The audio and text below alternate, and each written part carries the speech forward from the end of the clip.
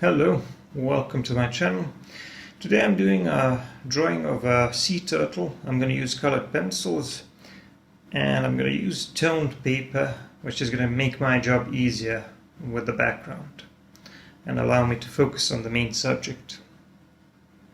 So I'm going to do the sketch first, and I'm using Faber-Castell Polychromos colored pencils. As for the paper, it's Fabriano drawing paper. I picked this bluish toned paper, which is it's not like regular blue. It has a bit of a greenish component in it. It's kind of more like a light turquoise color, I think. And it's very similar to the color of the ocean, which I wanted to achieve and which I can see in the reference. By the way, the reference is going to be attached if you want to check it out. And I'm going to do the sketch, and the shape of the turtle may deviate a little bit from the reference, but with things like these, with subjects like these, I don't really have to worry about exact proportions. But here I decided to make one of those frontal flippers a little bit longer, I suppose. And later I'll make some adjustments to the hind flippers as well, but I'll get to that eventually. So what I started out with, once the sketch was done, I put down a little bit of light turquoise colored pencil in the top part of the paper. Now you can barely see the difference here, but my pencil is just a little bit lighter than the background color of the paper. And I also added a touch of light gray and even a white colored pencil on top, because I want to create an effect like there's a little bit of light coming through from above, like there are some sun rays breaking through the surface of the water. So I put those in, and I did a bit of blending with my finger, and after that I switched to a black colored pencil to put in some details on the head and to start working on the main subject, the turtle. And I'm going to do some work on this beak and the eyes. So I can't really make out all of the details in my reference, so there are some parts are going to be a little bit simplified, but I'm going to try to get the general shapes and the general colors to look similar to what I see, as I always do. So the eye is going to be here approximately. It's mostly going to be done in a black colored pencil, but I'm going to leave just a little bit of lighter space for the catchlight in the eye, which is facing the light source, or it is closer to the light source, because the eye is a round surface and we're going to have that tiny catchlight in there. I put in a tiny bit of white colored pencil just to make it a bit brighter, and then I continued working on the head. Now, as for the colors I picked for the head, I'm going to stick with some bluish tones and gradually add some slightly darker ones here, like a little bit of greenish and even some warmer tones like ochre and some others eventually. But the thing is that at the top here, which is the light side of the turtle because it's facing up towards the light source, I'm going to have lighter colors and slightly warmer colors as well, and then they're going to be gradually getting a little bit cooler and a bit darker towards the bottom side of the turtle's body. And these spots, if you want to call them that, these are, I suppose, scales on the turtle's head and neck. And here I have a darker area between the shell and the neck, because that's where the neck pops out of the shell. So there's going to be some shadow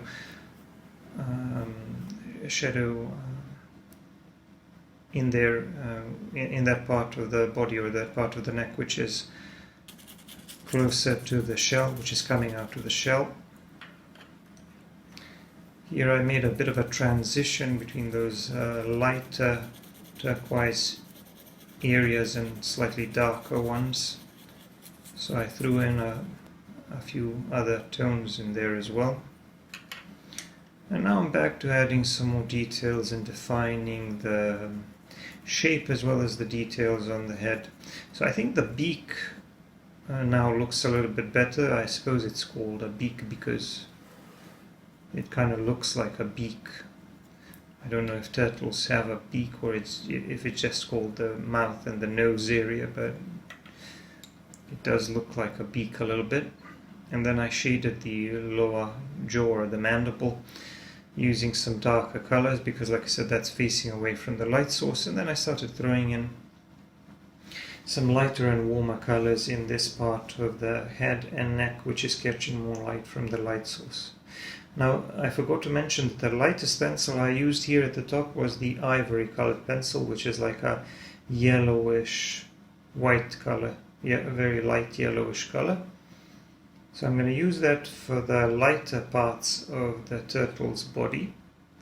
And then for the darkest bits, I'm simply using a black colored pencil just to create deeper shadow areas. And I threw in a few lines with a darker pencil, with a black colored pencil on the neck as well, to show those wrinkles or folds in the neck. And now I'm going to start adding some details to the shell or the carapace, where I'm going to divide it into segments.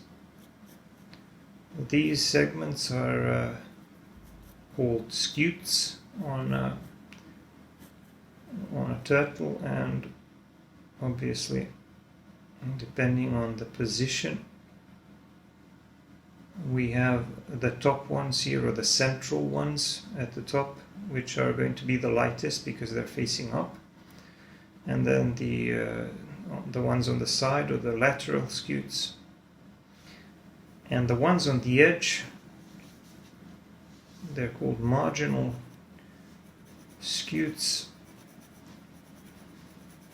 because they form that round border or edge of the turtle's shell.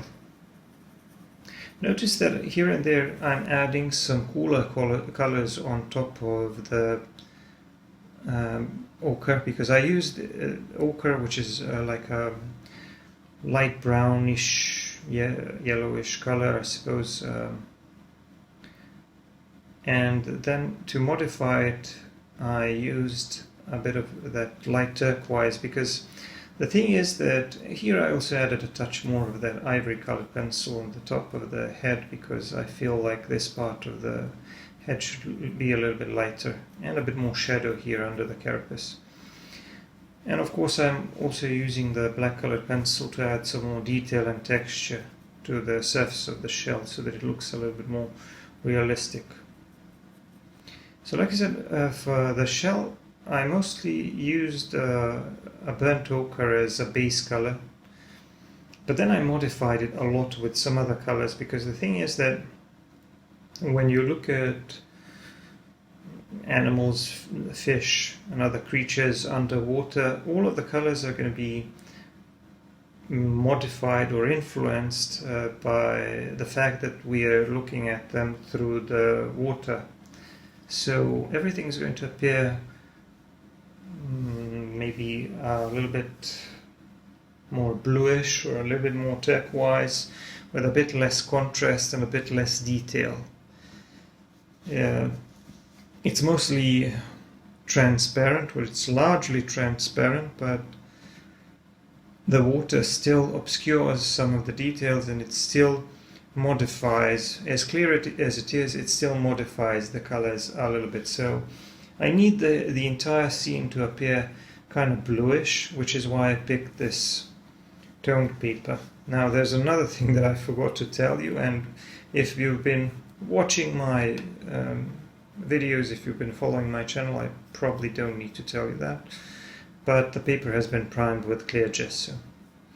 I'm also adding some yellowish details here and there because the light and the reflections, there's going to be all kinds of colors here.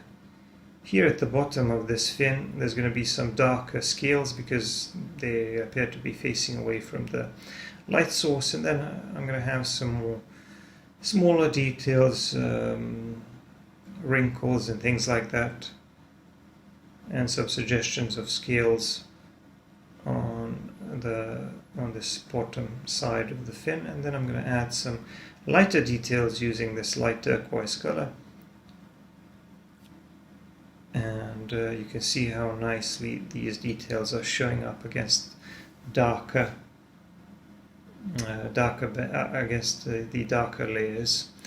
So the paper has been primed with clear gesso. If you've been following my channel, you know that when I work in colored pencils, I always work either on sanded paper or sandpaper, or on paper primed with clear gesso, which creates a surface kind of like sandpaper.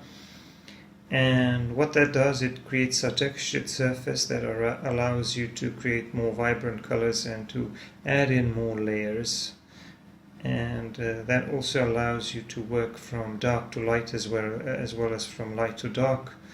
So sometimes if I want to put in lighter details on top of the darker layers, I can do that because of the clear gesso. That too has its limitations. It can't really take many layers, but it still works to a certain degree, especially if you already have the base color, or in this case the background color of the paper, which I do have. It's already there because I picked toned paper. And you know, when you're doing colored pencil drawings and you want to work on toned paper, the choice of the color of the toned paper is very important. And maybe I can give you a few tips with that. It can be a little bit difficult to choose which color you will use, but if you have a lot of a certain color in your scene, like for example if you feel like that color dominates the background, then you should pick that color. So if you're drawing an underwater scene like this one, this bluish color is pretty good. Or if I were drawing the sky, or maybe something like an airplane, which I plan to do soon, I would pick this background color. Now if you're drawing something like a portrait, or maybe wildlife or something else, maybe you should then go for a mid-tone. You should go for a mid-tone color, something that is somewhere in between the lighter and the darker colors and tones that you see on your reference photo. So it can be a little bit difficult to explain, but it's another thing that you will get better at with experience.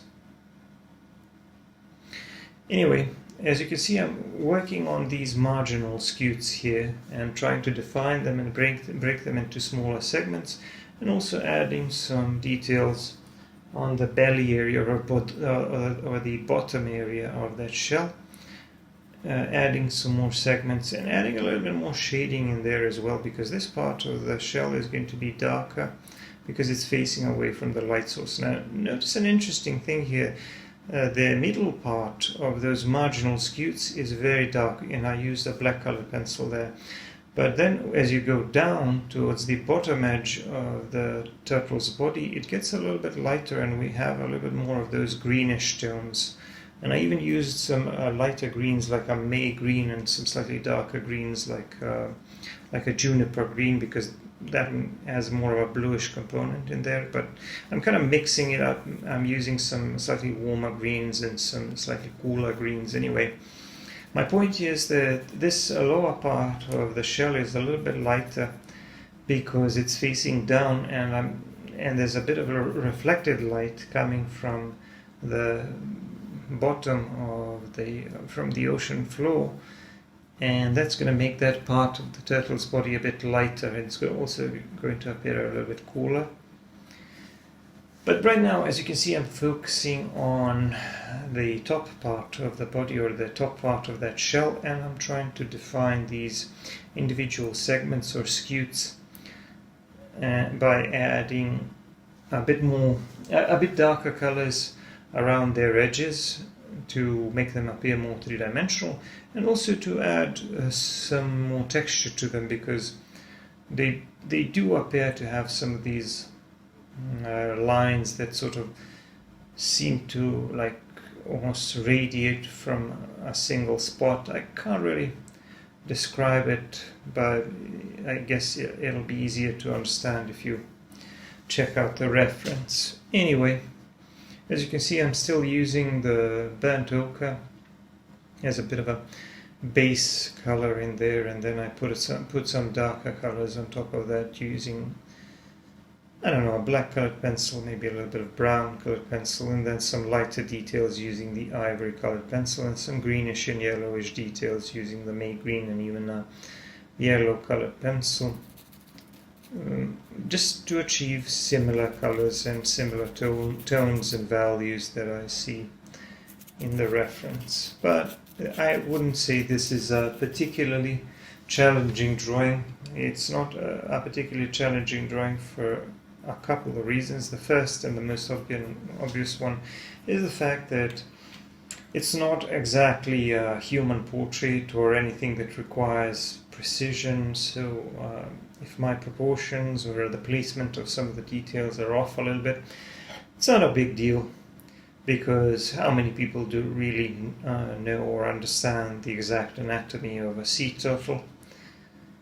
In addition to the black colored pencil, some of the darker details on that top part of, or the lateral parts of the carapace, I added a touch of blue on top of that ochre, and I thought that made for a very nice contrast, while at the same time retaining the general tone or the atmosphere of my drawing, because it's taking place underwater, so I'm going to want to have some greenish and bluish tones all over the main subject. Just doing a little bit of cleaning up here, and there's one final part of the body to be done, and that's going to be one of those hind fins. So the one on the left, which is facing away from the light source, is a bit darker. It's just the edge to the right is a bit lighter, and of course the hind fin on the right is facing up, because that's the way it's turned, and it's going to be much lighter. It's going to be largely exposed to the light source, so I used a lot of ivory colored pencil there, and gradually made a transition towards this darker edge to the bottom and on the left, which is facing away from the light source. And then I started adding these spots or scales, and you can see that they also vary in size. They start out a little bit bigger and kind of get smaller and smaller towards the middle part of the fin, and some of them appear a little bit more brownish or darker, even almost black, and some of them appear a little bit more greenish. Now I'm going to do a little bit more work on the background. Really, there's not much work to be done on the background, because, like I've already explained, the background color of the paper, of the stone paper, helped me out a lot. But I'm still going to add some details to the background. I'm going to add this coral reef, or these groups of corals under the water on the floor, on the ocean floor. And again, I'm going to use this slightly darker green, this juniper green. I also like the fact that it's a cooler kind of bluish green. And to soften the textures, I'm going to use lighter colors on top of that. I'm also going to add a few suggestions of some other smaller creatures swimming around in the water here and there, like some fish and stuff like that. just to complete the scene and make it look a bit more interesting. Like there's some more life in there in the ocean. And now I'm drawing these corals, trying to come up with some interesting irregular shapes that kind of look like what I'm trying to draw. And I'm also going to make some parts of the background here a little bit darker, just to make some suggestions of those shapes in the background, but those are going to be a lot less defined. And once again, I'm subduing the texture in these using this light turquoise color. And then to add a bit more shape and depth, I'm using a black color pencil to add some of the shadow areas and to break these larger shapes into much smaller shapes that kind of look like the sort of stuff that you would see at the bottom of the ocean. Just adding some more of these suggestions of shapes in the back, just to make the background a little bit more interesting and to make the lower part of the drawing appear a bit more like an ocean floor. I'm going to have another large shape to the right, which I'm going to do in a similar fashion as the rest of that coral reef, and I'm just going to use a bit of green, a bit of that darker green, then a bit of black colored pencil for some of the shadow areas. Then I'm going to do some blending to soften that, and finally I'm going to go in with a lighter pencil, adding some details. In some places they need to be a little bit more elaborate, in others maybe not so much, but the key thing I think is to retain those bluish and greenish tones, because once again we're looking at this through the water. The scene takes place under the water, and because I want less contrast, a little bit less contrast on almost all of the shapes we can see. And now I added quite a few of these elements to the scene so that it looks, I think, a lot more realistic, and it looks a lot more like it's taking place underwater. So I'm just doing a bit of blending and a bit of cleaning up. I'm also going to add a few more touches of lighter value here at the top to make it look like the light is breaking through that part of the water, and just putting some finishing touches on the turtle itself, because as you can see I'm almost done. If you want to see longer videos, if you want to see real-time footage and full-length narrated videos, you need to check out my Patreon. I have lots of content there, hundreds of videos. And here on my main YouTube channel, you should subscribe, give me a like, check out my other videos. I have all kinds of stuff. My signature, I put it in the lower left corner, so now the drawing is done. I hope you like it. Thanks for watching, and of course, I'm going to see you in the next one. Bye for now.